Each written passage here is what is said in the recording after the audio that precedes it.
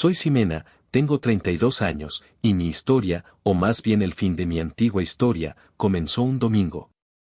Las cenas dominicales en casa de mis padres siempre se han sentido más como una obligación contractual que como una reunión familiar. Eran un ritual inmutable, grabado en la piedra de la tradición familiar, con mi padre, Damián, presidiendo la mesa como un rey en su corte, y mi madre, Lourdes, revoloteando para asegurarse de que la ilusión de una familia perfecta permaneciera intacta.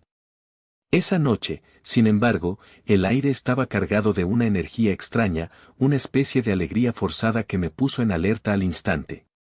Mi hermana menor, Renata, la eterna princesa de la familia, tenía un brillo travieso en los ojos, uno que yo conocía demasiado bien.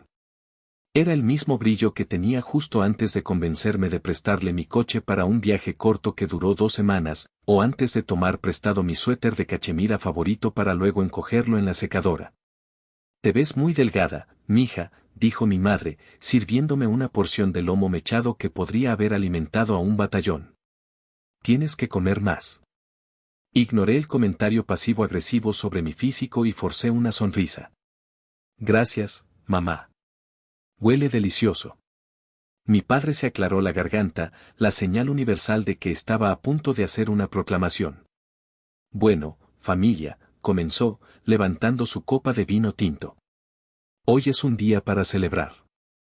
Hay grandes noticias».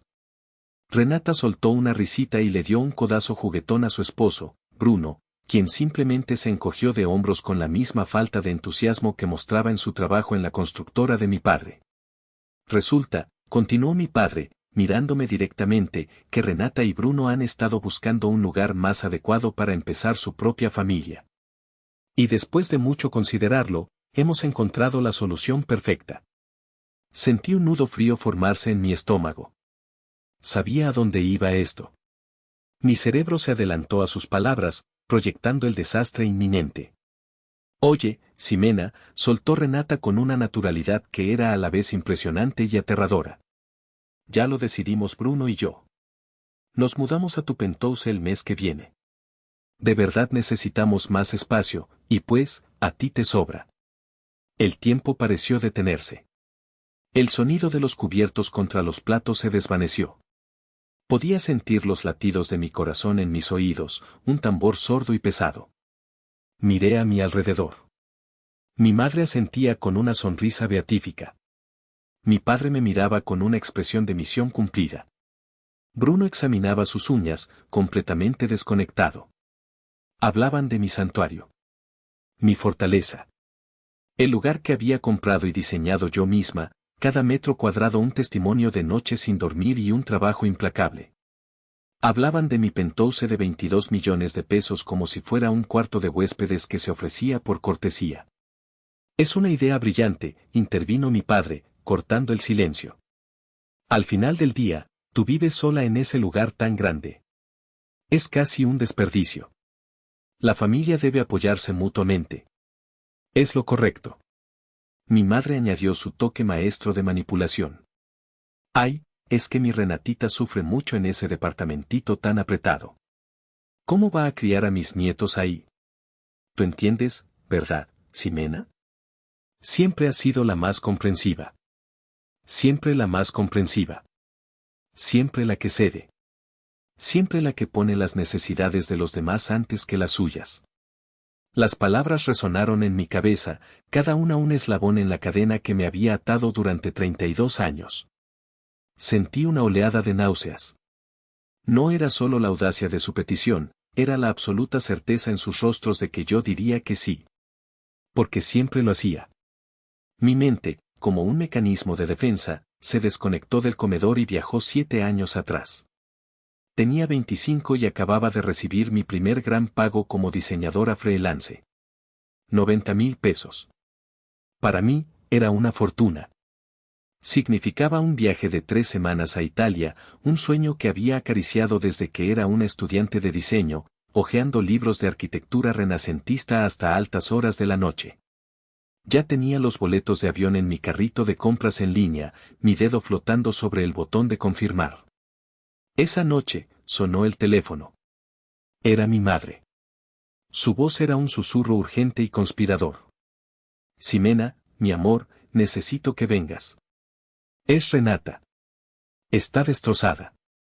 Cuando llegué, encontré a mi hermana hecha un mar de lágrimas en el sofá de la sala, con un bote de helado de chocolate a medio comer sobre el regazo. Su novio de turno la había dejado. Era un drama que se repetía con la misma previsibilidad que las estaciones del año. Mi vida se acabó, sollozó, lanzándome una mirada que era una mezcla perfecta de desolación y cálculo. Necesito irme de aquí.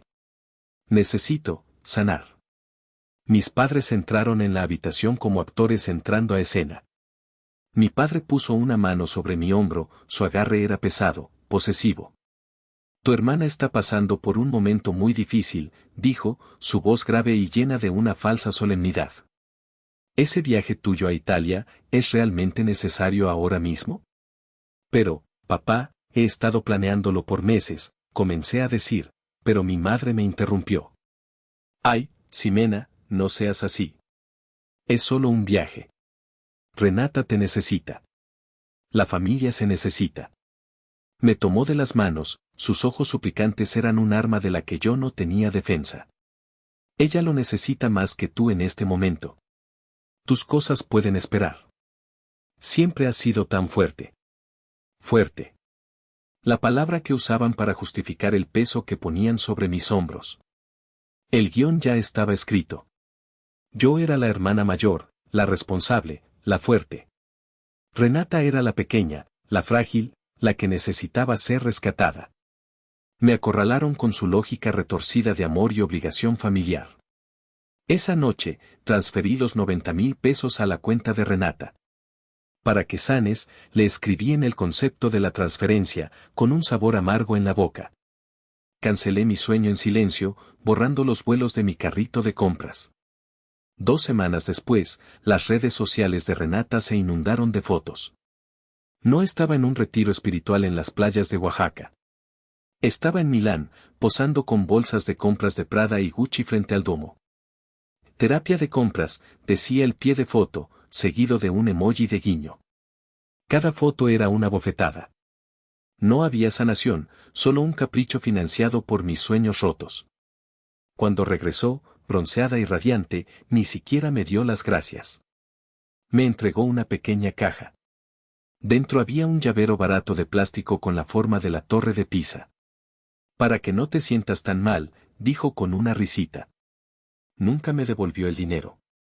Cuando tímidamente lo mencioné un año después, mi padre me reprendió. ¿Vas a cobrarle a tu propia hermana? ¿No tienes vergüenza, Ximena? Somos una familia, no un banco. Ese recuerdo, tan vívido y doloroso, me ancló de nuevo al presente, a la mesa del comedor. Vi el mismo cálculo en los ojos de Renata, la misma expectativa en los de mis padres. Estaban a punto de tomar algo mucho más grande que 90,000 pesos. Estaban a punto de tomar mi hogar. Justo cuando pensaba que el fantasma de Italia se había desvanecido, otro recuerdo, aún más insidioso, tomó su lugar. Fue un año después de aquel viaje, cuando tenía 26. Acababa de conseguir una serie de contratos importantes y había logrado ahorrar 180,000 pesos.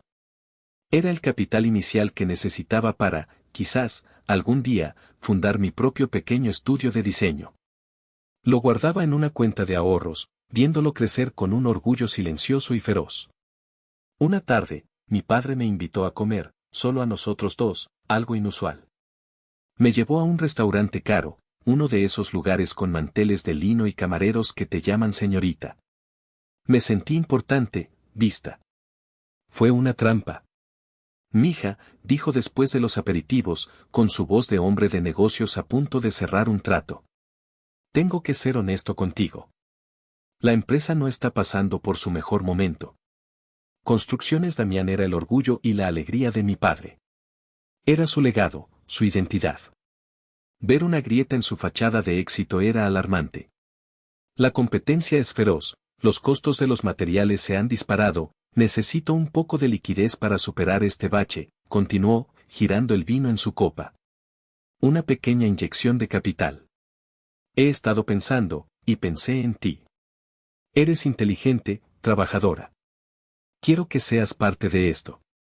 No como un préstamo, sino como una inversión.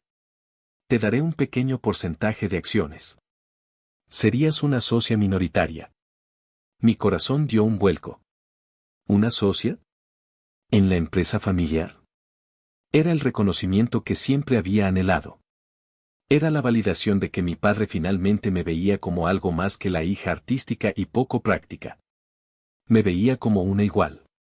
Esa misma tarde, impulsada por la emoción y el anhelo de aprobación, transferí los 180,000 pesos a la cuenta de la empresa. Me sentí parte de algo. Los meses pasaron. Cada vez que preguntaba tímidamente por los documentos de las acciones, mi padre me daba largas. El abogado está en eso, hay que esperar al cierre del año fiscal, paciencia, Ximena, estas cosas llevan tiempo. La verdad la descubrí por accidente. Estaba ayudando a mi madre a ordenar unos papeles viejos cuando encontré un fajo de estados de cuenta de tarjetas de crédito. Eran de Renata. Todas estaban hasta el tope, con deudas de tiendas departamentales de lujo. Y entonces lo vi, una serie de pagos grandes, realizados justo en la misma semana en que yo había hecho mi inversión. Los pagos sumaban exactamente 180,000 pesos. El aire se me fue de los pulmones. No fue una inyección de capital. Fue un rescate para su hija favorita. Cuando confronté a mi padre, ni siquiera tuvo la decencia de parecer avergonzado. Se rió, una risa condescendiente que me heló la sangre. ¡Ay, Ximena, qué dramática! Era una emergencia. Tu hermana se había metido en un lío. ¿Qué querías que hiciera, que la dejara ahogarse en deudas? Pero, las acciones, susurré, sintiéndome increíblemente estúpida. Dijiste que sería una inversión. Y lo fue, dijo él, dándome una palmada en la espalda. Invertiste en la tranquilidad de tu familia. ¿Qué tanto calculas, mija? Es dinero de la familia. Dinero de la familia. La frase que usaban para borrar los límites entre lo mío y lo de ellos. La frase que convertía mi esfuerzo en su derecho. Estos recuerdos, estas cicatrices, ardían dentro de mí mientras estaba sentada en esa mesa. Vi el patrón repetirse, pero esta vez a una escala monumental. El peso de todos esos años de ceder, de ser la comprensiva, de tragarme el orgullo, se acumuló en mi pecho hasta que se sintió como una presión física a punto de romperme. Levanté la vista de mi plato. Los rostros expectantes de mi familia me miraban, esperando la capitulación de siempre. Pero algo dentro de mí, una pieza fundamental que había estado dormida durante mucho tiempo, finalmente encajó en su lugar. El peso en mi pecho se transformó. Ya no era una carga, era un ancla. Respiré hondo. El aire llenó mis pulmones, frío y claro. Y entonces, pronuncié la palabra que cambiaría todo. La palabra que era a la vez un final y un principio. No. El silencio que siguió no fue un simple silencio. Fue un vacío, un agujero negro que absorbió todo el sonido y la alegría forzada de la habitación. La sonrisa de Renata se congeló. La mano de mi madre, que estaba a punto de tomar un sorbo de agua, se detuvo en el aire. La cara de mi padre se endureció, sus cejas se juntaron en una línea de incredulidad y furia. «¿Cómo que no?», repitió, su voz era un gruñido bajo. Renata soltó una risa nerviosa y aguda. «Ay, Ximena, ya. No seas egoísta. ¿Para qué quiere tanto lujo una diseñadora freelance como tú?». Sus palabras, destinadas a herirme, a minimizarme, tuvieron el efecto contrario. Encendieron una chispa. Inconscientemente, la yema de mi dedo índice comenzó a trazar un patrón sobre el mantel de lino. El diseño de una viga de acero, una de esas que soportan el peso de un rascacielos. Una viga de soporte. Algo que ellos nunca habían sido para mí. Levanté la barbilla y los miré a los ojos, a cada uno de ellos. Dije que no, mi casa no está disponible.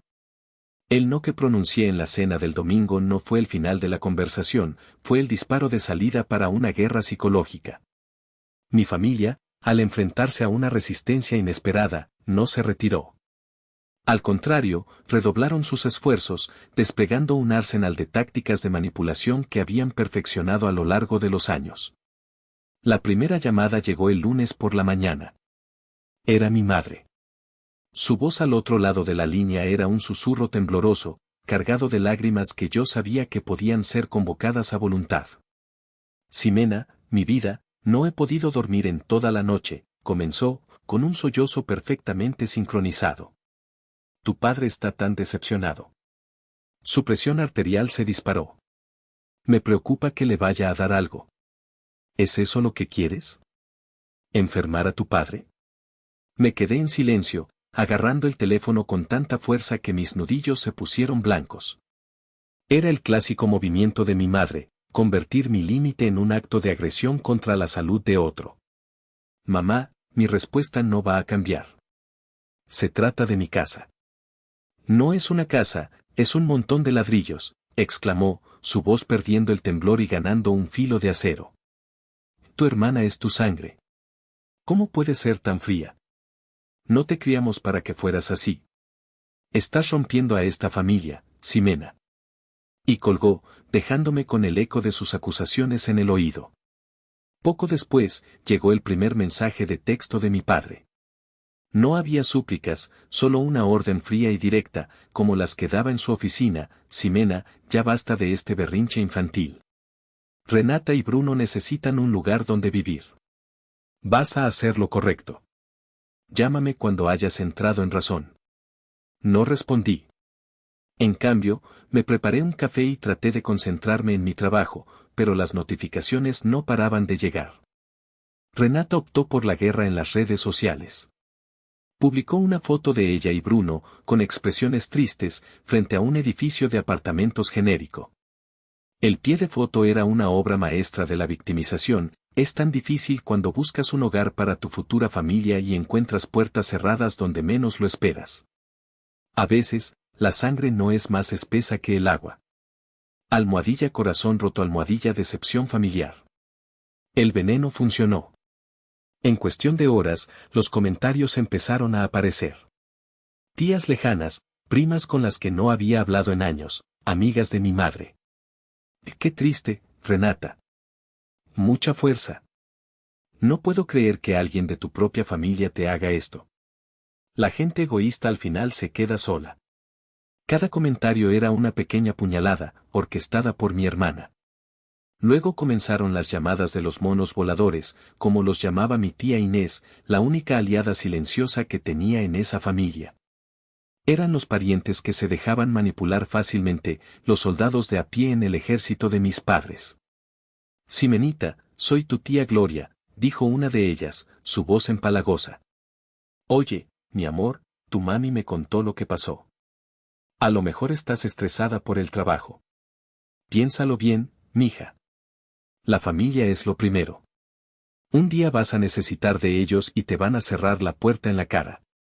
Colgué el teléfono sintiéndome sitiada, aislada. Empecé a dudar de mí misma. ¿Estaba siendo egoísta? ¿Estaba siendo cruel? La narrativa que habían construido a mi alrededor era tan poderosa que casi me la creo. Pero entonces, por la noche, mientras miraba por la ventana de mi penthouse, observando las luces de la ciudad extenderse bajo mis pies como una galaxia privada, la duda se desvaneció. Este lugar. Este silencio. Esta paz. La había ganado. No era un regalo, no era un privilegio familiar. Era el resultado de mi sudor, de mis sacrificios, de los sueños que había pospuesto, como aquel viaje a Italia. Nadie tenía derecho a arrebatármelo. Mi dedo trazó el contorno de un rascacielos en el cristal empañado. No, no estaba siendo cruel. Estaba siendo una arquitecta. Estaba construyendo un muro. La campaña de presión duró 3 días. 3 días de llamadas sin responder, mensajes ignorados y un bloqueo sistemático de parientes entrometidos en mis redes sociales. Empecé a sentir una extraña calma en medio de la tormenta. Cada intento de manipulación que repelía, fortalecía mi resolución. Estaba forjando una nueva versión de mí misma, una que no se doblaba ante la culpa. El jueves por la tarde, llegó el golpe que lo cambió todo. Estaba terminando un proyecto de diseño cuando mi teléfono vibró. Era un mensaje de WhatsApp de Renata. Mi primer impulso fue ignorarlo, pero algo me hizo abrirlo. No había texto al principio. Solo una foto. Era una llave. Una llave plateada y brillante, con el llavero de cuero distintivo que el conserje de mi edificio entregaba a los propietarios. Era, sin lugar a dudas, una copia de la llave maestra de mi penthouse. Mi corazón se detuvo. Sentí un frío glacial recorrer mi cuerpo, un miedo primario y visceral. Esto iba más allá de la manipulación emocional. Esto era una violación. Un segundo después, llegó el texto debajo de la foto. Mira, si no quieres por las buenas, será por las malas. Papá me dio una copia de la llave maestra. Dijo que siempre es bueno tener un respaldo por si la niña se pone terca. El lunes llega la mudanza. No hagas un drama. Leí el mensaje 1, 2, 3 veces. Las palabras se arremolinaban en mi cerebro. La niña se pone terca. Así era como mi padre me veía. No como una mujer adulta, dueña de su propiedad, sino como una niña caprichosa a la que había que controlar. Habían pasado de pedir a planear una invasión. El frío en mis venas se convirtió en hielo, y luego, el hielo se convirtió en fuego. Una rabia pura y cristalina, como nunca antes había sentido, me inundó. No era una ira caliente y explosiva, sino una furia fría, tranquila y absolutamente lúcida. En ese instante, todas las dudas, todos los vestigios de culpa, se evaporaron. Me di cuenta de que no estaba tratando con una familia disfuncional. Estaba tratando con un grupo de personas que creían tener el derecho de pisotearme, de tomar lo que era mío, de borrar mi existencia como individuo.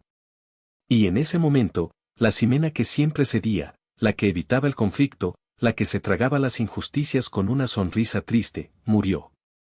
Dejé el teléfono sobre el escritorio de cristal. Mi mano no temblaba. Mi respiración era estable. Me levanté y caminé hacia la enorme ventana de mi sala. La ciudad se extendía ante mí, un tapiz de luces y movimiento. Por un breve y doloroso instante, lamenté la familia que pude haber tenido, una normal, una que celebrara mis éxitos en lugar de verlos como recursos para saquear. Una familia que me apoyara, no que intentara derribarme. Pero ese instante pasó. El luto por la familia que nunca tuve terminó. Era hora de lidiar con la que sí tenía. Volví a mi escritorio. Tomé mi teléfono y busqué un número en mi lista de contactos VIP, uno que rara vez usaba. El teléfono sonó solo una vez antes de que respondieran. Vera y Asociados, buenas tardes. Licenciado Vera, dije, y me sorprendió el tono de mi propia voz. Era tranquila, controlada, desprovista de toda emoción. Era la voz de un CEO a punto de tomar una decisión ejecutiva. Soy Ximena. Es hora. Hubo una breve pausa al otro lado de la línea. El licenciado Vera era mi abogado y asesor financiero, un hombre mayor, discreto y ferozmente eficiente.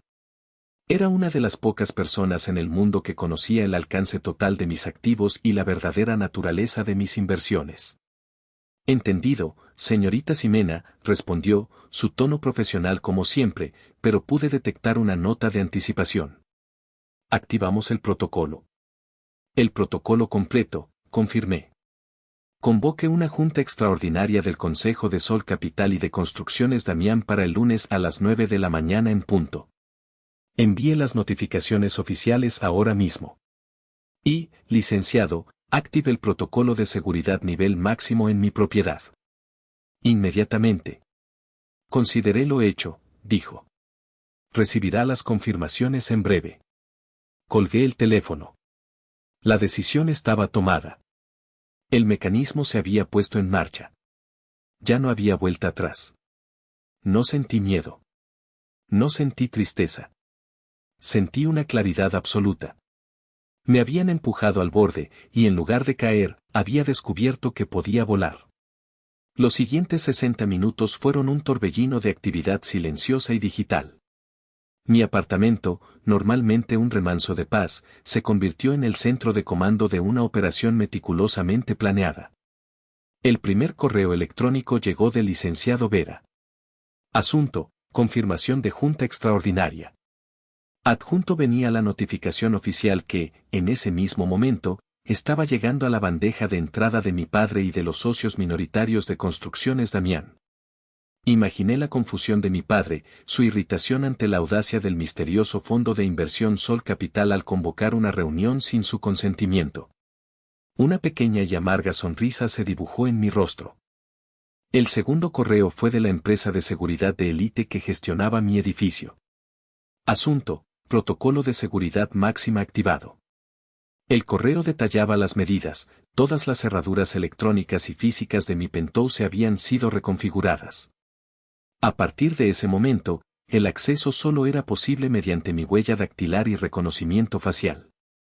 Cualquier intento de usar una llave física o un código antiguo sería registrado como un intento de intrusión, alertando automáticamente tanto a la seguridad del edificio como a una patrulla privada.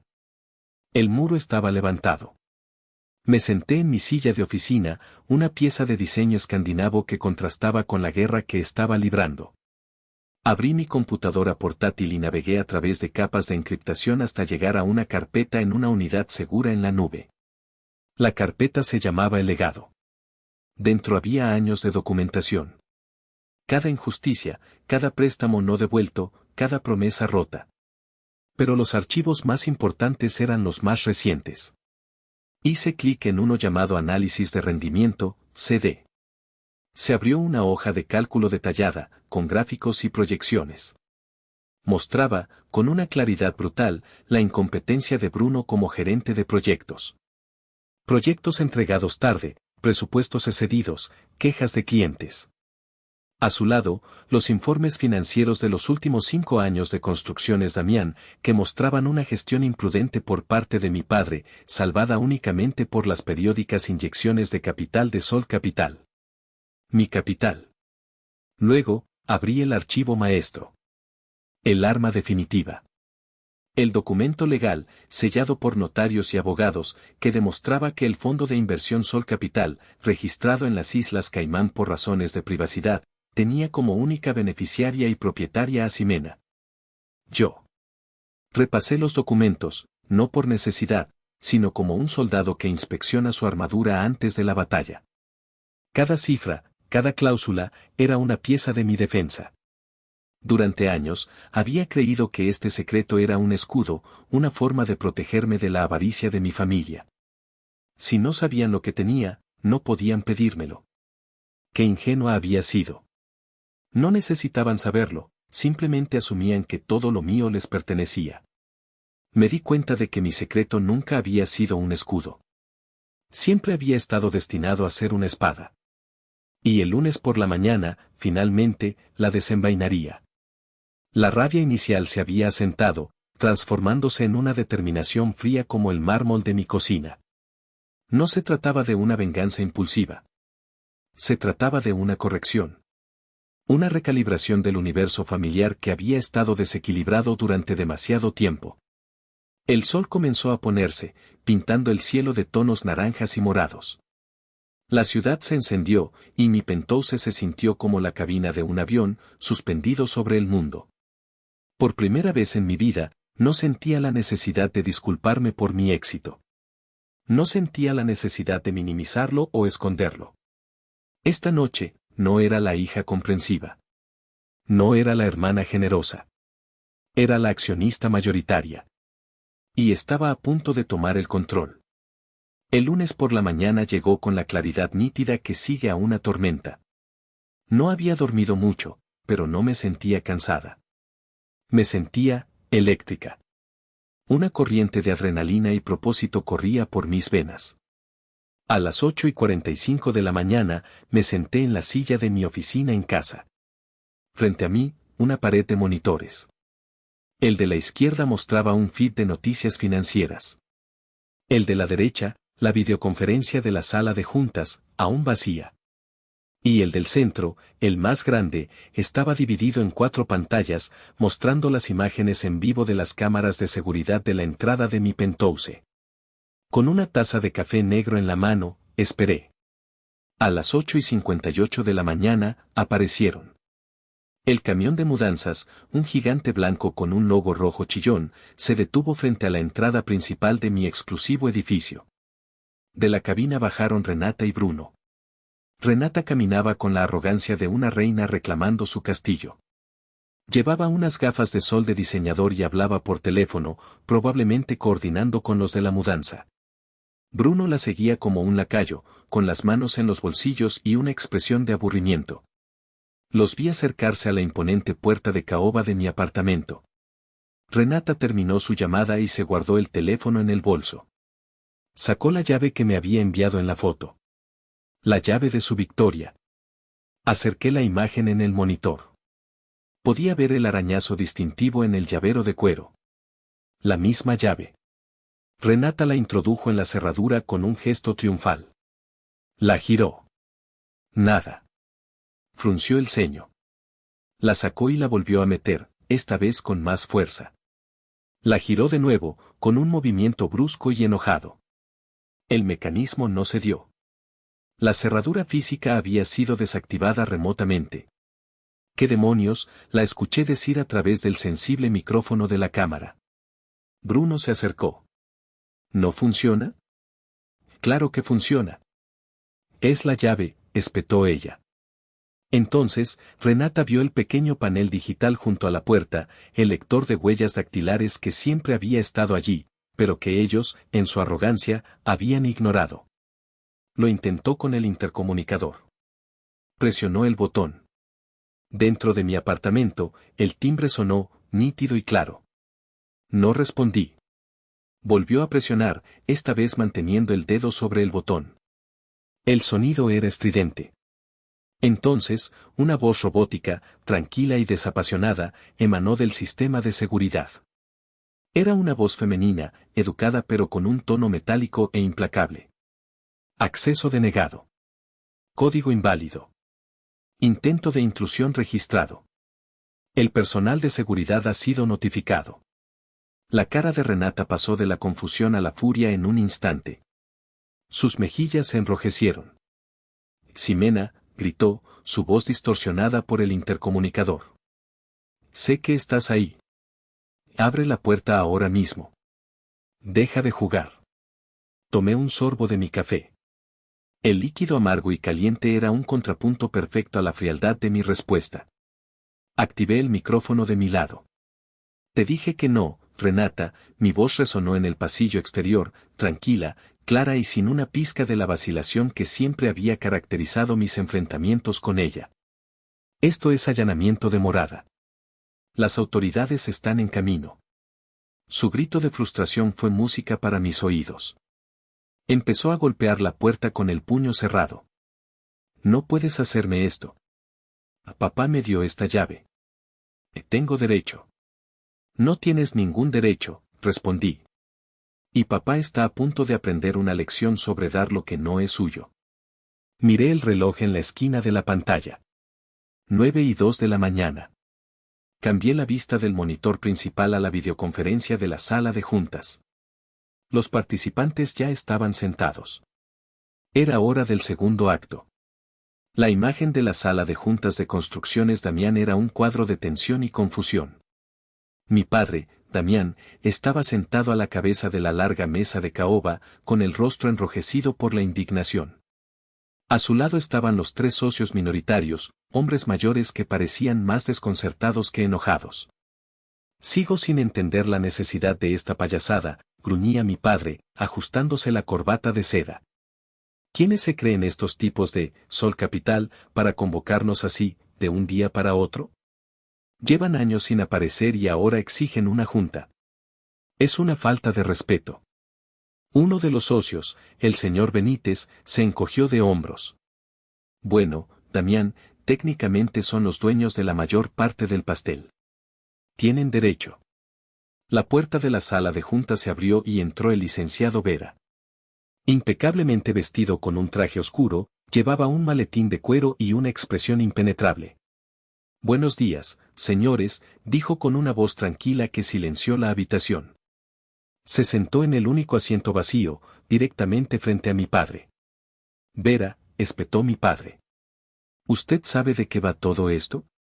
Se supone que usted es nuestro abogado. Yo represento los intereses de la empresa, señor Damián, respondió el abogado con calma. Y hoy, estoy aquí en representación del accionista mayoritario.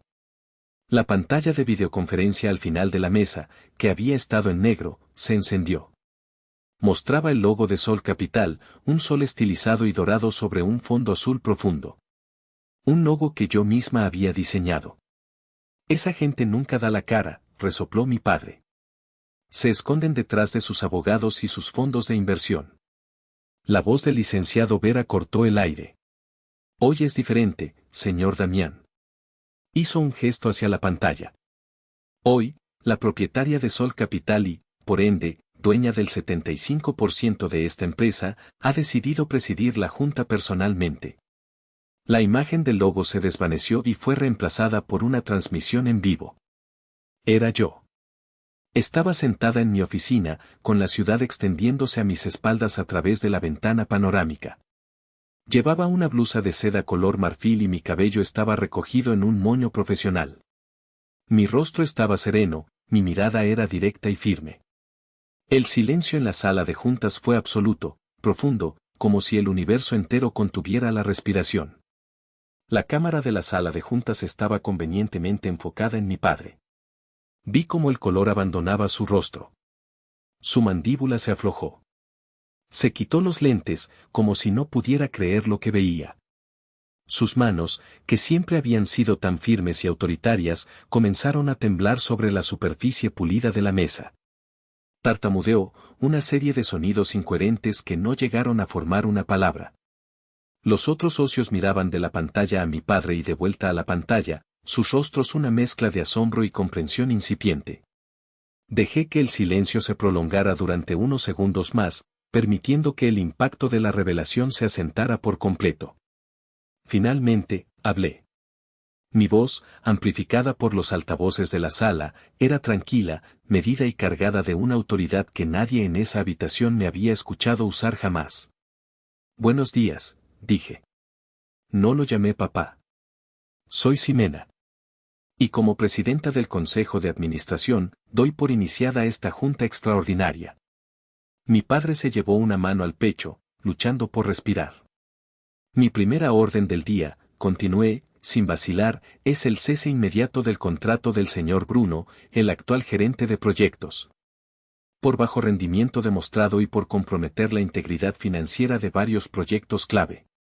La decisión es ejecutiva y tiene efecto inmediato. Pude ver al señor Benítez asintiendo discretamente. Él sabía de la incompetencia de Bruno. Mi segunda orden, dije, y esta vez mis ojos se clavaron en la imagen temblorosa de mi padre, es someter a votación una moción de censura contra el actual director general, el señor Damián, por mala gestión financiera. Nepotismo y, más grave aún, por un grave conflicto de intereses al intentar hacer uso de los activos de la accionista mayoritaria para beneficio personal y familiar. Miré directamente a la cámara. Señores, la votación está abierta. El voto de Sol Capital, como pueden imaginar, es a favor de la destitución. Mi padre finalmente encontró su voz, pero era un susurro roto. Ximena, hija, no puedes. Ya lo hice, lo interrumpí, mi voz fría como el acero. Aprendí del mejor. La familia es una cosa, los negocios son otra. ¿No eran esas tus palabras? Le había arrebatado su poder, su empresa, su identidad, usando sus propias reglas en su contra. La partida de ajedrez había terminado. Jaque mate. Mientras la votación se llevaba a cabo en la sala de juntas, una mera formalidad, yo observaba el otro monitor. En la entrada de mi edificio, el drama familiar se desarrollaba como una ópera caótica.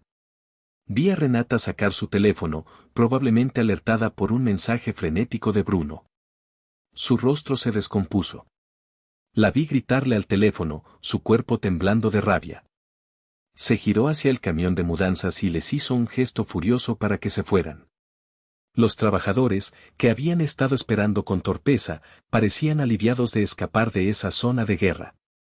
El gigante blanco arrancó y se alejó lentamente, llevándose con él los sueños de Renata de una vida de lujo sin esfuerzo.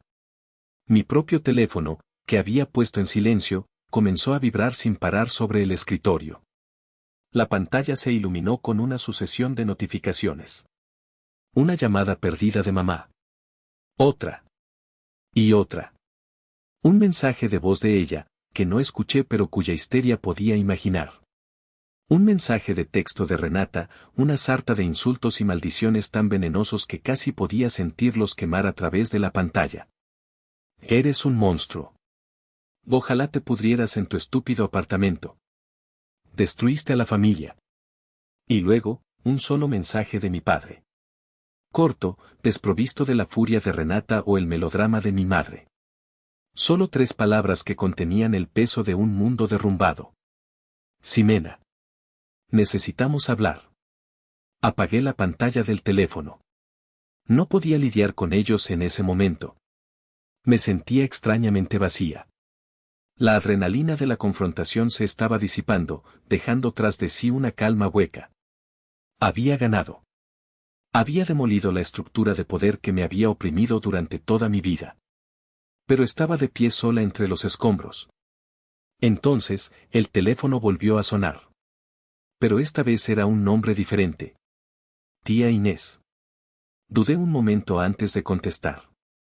Mi tía Inés, la hermana menor de mi padre, siempre había sido una presencia tranquila y observadora en mi vida.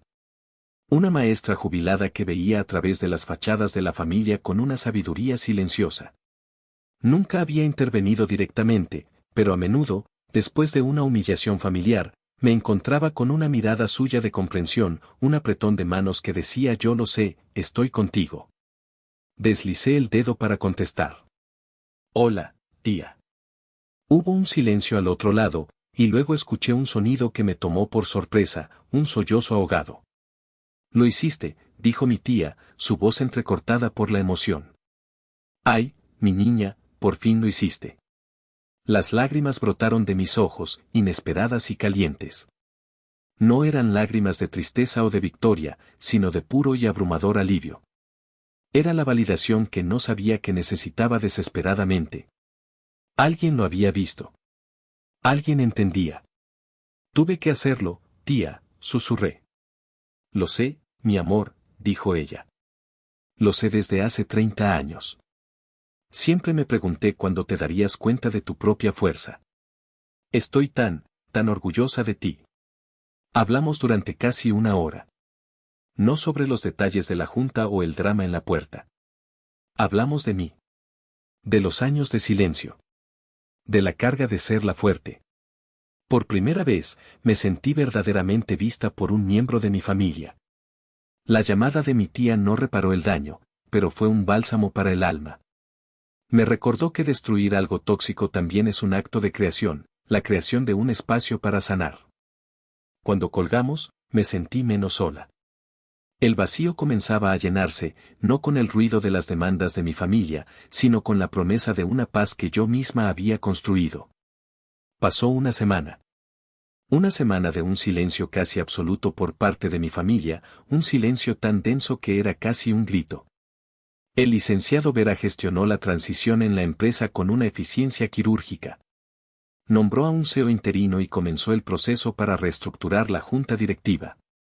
Bruno fue despedido con una indemnización estándar, sin escándalos. Para el mundo exterior, fue solo un cambio corporativo. Para nosotros, fue un cataclismo. Finalmente, acepté ver a mi padre. No en su casa, ni en la mía. Elegí un lugar neutral, el patio de un viejo café en el centro de Coyoacán, un lugar lleno de turistas y del murmullo de conversaciones ajenas. Quería testigos, aunque fueran anónimos. Llegó puntual. Me sorprendió su aspecto. Siempre había sido un hombre imponente, orgulloso, con una postura erguida y una mirada dominante. El hombre que se sentó frente a mí parecía, encogido. Había envejecido 10 años en 7 días. Las líneas de su rostro eran más profundas, sus hombros estaban caídos y la arrogancia en sus ojos había sido reemplazada por una mezcla de confusión, dolor y una rabia agotada. El camarero vino y se fue. Nos sentamos en silencio durante varios minutos, el único sonido era el tintineo de las cucharillas contra las tazas de porcelana. Finalmente, él rompió el silencio. Su voz era ronca, casi irreconocible. ¿Por qué?, preguntó, sin mirarme, sus ojos fijos en un punto indefinido más allá de mi hombro. ¿Por qué, Ximena? ¿Tanto nos odias? La pregunta era tan simple, tan infantil, que casi me hizo sonreír. Reducirlo todo al odio era la única forma en que su mente podía procesar lo que había sucedido. No podía concebir que no se tratara de él, sino de mí. Tomé un sorbo de mi café con leche, usando el momento para ordenar mis pensamientos. Quería que mis últimas palabras para él fueran precisas. Que fueran la verdad. Esto nunca se trató de odio, papá, dije en voz baja, pero con firmeza. ¿Por qué lo escondí? ¿Por qué nunca dije nada sobre mi éxito?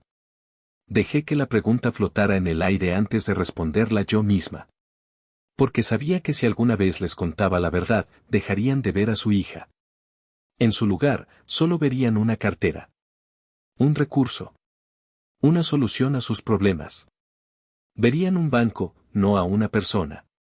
Levanté la vista y lo miré directamente a los ojos. Por primera vez, él sostuvo mi mirada. Te di toda una vida para que me vieras a mí. La verdadera yo.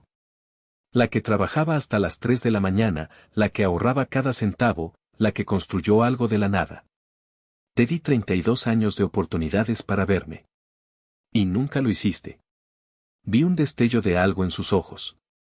¿Era comprensión? ¿Arrepentimiento? No lo supe. Quizás nunca lo sabré. Tú mismo lo dijiste en la cena, continué, mi voz tranquila pero cortante como un bisturí. Dijiste que la familia debía apoyarse, que era como una inversión familiar. Pues bien, hice una pausa, dejando que las palabras aterrizaran. La inversionista principal ha decidido retirar los fondos. Me levanté de la silla. De mi bolso, saqué una carpeta delgada y la coloqué suavemente sobre la mesa, junto a su taza de café intacta. Ahí dentro está tu paquete de jubilación anticipada, le expliqué. Es generoso. Mucho más de lo que mereces, pero lo suficiente para que tú y mamá vivan cómodamente.